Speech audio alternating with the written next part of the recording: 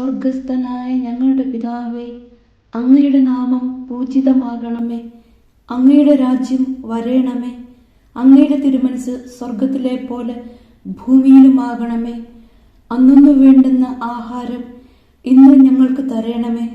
ഞങ്ങളോട് തെറ്റ് ചെയ്യുന്നവരോട് ഞങ്ങൾ ക്ഷമിക്കുന്നത് പോലെ ഞങ്ങളുടെ തെറ്റുകൾ ഞങ്ങളോടും ക്ഷമിക്കണമേ. ഞങ്ങളെ പ്രലോഭനത്തിൽ ഉൾപ്പെടുത്തരുത്, തിന്മയിൽ നിന്നും ഞങ്ങളെ രക്ഷിക്കണമേ.